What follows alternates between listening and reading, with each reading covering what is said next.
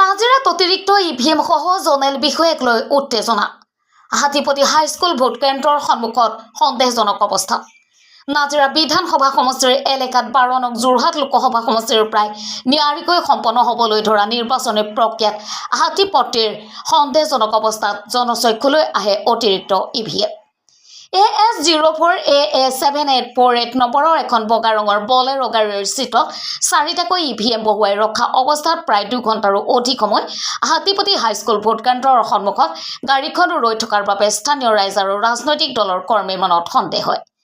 ৰাইজে ইভিএম কেইটা কিয় ৰখা হৈছে আৰু ইভিএম কেইটা কলৈ নিবলৈ বিচৰা হৈছে বুলি প্ৰশ্ন কৰাত গাড়ীখনত বহি থকা নিৰ্বাচনৰ জনেল বিষয়া দেৱশিষ নন্দীয়ে কোনো উত্তৰ দিয়াত ব্যৰ্থ হয়। পৰিস্থিতিয়ে ক্ৰমাৎ উত্তেজনাৰ ৰূপ ধাৰণ কৰাত আৰক্ষীৰ লোক ঘটনাস্থলীত উপস্থিত হয় আৰু পৰিস্থিতি নিয়ন্ত্ৰণ কৰি অতিৰিক্ত আৰক্ষী অধীক্ষকৰ তত্ত্বাৱধানত বিষয়াসহ ইভিএম কেইটা নাজিৰা জিলা নিৰ্বাচনী বিষয়াৰ কাৰ্যালয়লৈ লৈ অনা হয়।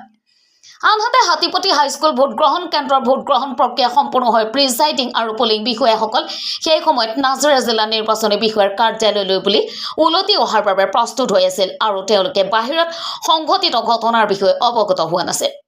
এতিয়া প্ৰশ্ন হয়, নিৰ্বাচনী আচৰণ বিধিৰ অধীনত জনেল বিষয়াৰ পৰ্যায়ত কাম সম্পাদন কৰা বুলি নাজিৰা জিলা নিৰ্বাচনী বিষয়াৰ স্বাক্ষৰত চিনাক্তকৰণ পত্ৰ লৈ ফুৰা দেৱাশিষ নন্দীয়ে প্ৰকৃততে কি উদ্দেশ্যত ইভিএম কেইটা লৈ ফুৰিছে?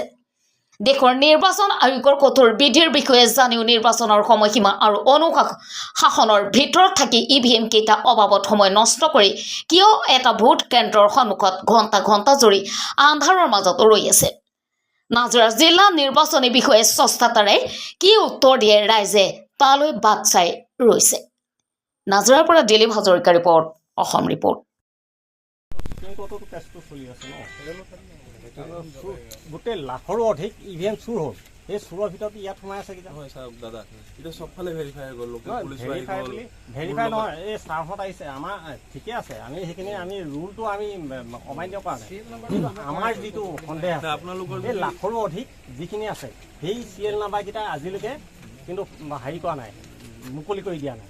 গতিকে আমি কেনেকৈ জানিম? মই সুধিছোঁ, মোক এতিয়ালৈকে চিৰিয়েল নাম্বাৰখিনি দিবলৈ পাৰ্মিশ্যন দিয়া নাই। যদি পাৰ্মিশ্যন দি দিয়ে মই দি দিম। আপুনি তেওঁলোকক ৰাইজে নিদিয়ে,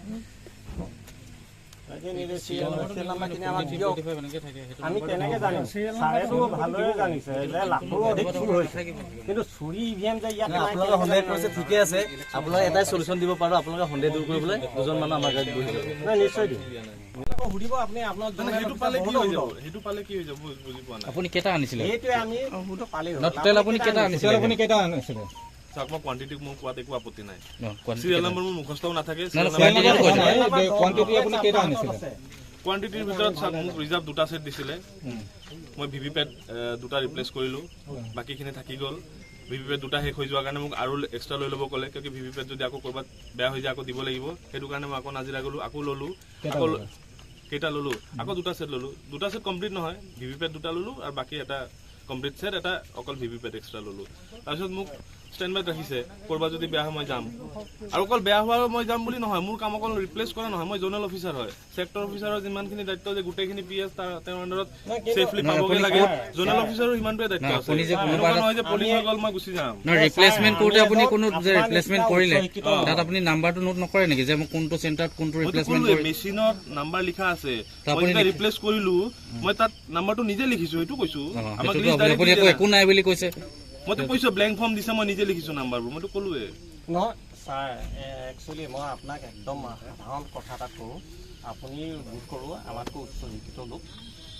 আমি যেতিয়া কাৰোবাক কিবা এটা ডকুমেণ্টছ দিওঁ, ছাবমিট কৰোঁ, আপোনালোকে ৰিচিভ এখন এবাৰ এটা ৰিচিভ কৰোঁ, আপোনাক 100 টকা দিছোঁ, 100 টকা আপুনি লৈছে মোৰ পৰা, আপুনি ৰিচিভ কৰক, আমি চহী কৰোঁ, আপোনাৰ নামত চহী কৰাই লওঁ। আজি তাৰিখত আপুনি ইভিএম আনিছে, ইভিএমৰ নিচিনাই ইমানে কণ্ট্ৰভাৰ্চি এটা বস্তু আনিছে। তেওঁলোকেতো নিজৰ কামখিনি কৰিছে ন, তেওঁলোকেহে কৰিছে। আপোনাৰ হাতত মই যেতিয়ালৈকে মই ঘূৰাই নিদিম মই কি মই কেনেকে ওলাই যাব পাৰিম বাৰু? মই যদি ঘূৰাই নিদিওঁ মেচিন আছে, কেইটা কি নম্বৰৰ মেচিন আছে, নম্বৰটো জানিব লাগে ন, আপুনিতো ল'ব লাগে তেওঁলোকৰ পৰা। মইতো জানোৱে কেইটা মেচিন আছে ক'লোৱেচোন ক'লে কিন্তু কি নম্বৰ আছে আপুনিতো জানিব লাগে নাম্বাৰটো মোৰ মুখস্থ ধৰি আছে লিখা আছে মুখস্থ আছে তাত লিখা কথা নহয় আপোনালোকে এখন ৰিটাৰ্ণ দিয়ে হ'ব দাদা আমি যাওঁ বলক আপোনালোকে ৰিটাৰ্ণ দিয়ে সেইখন ঠিকে বাৰু মানুহ সন্দেহ কৰিব আজিকালি চবে কোনো কাকো বিশ্বাস নকৰে হ'ব দিয়ক আমি সেইটোৱে কথা আপুনি কিন্তু ভাল হৈছে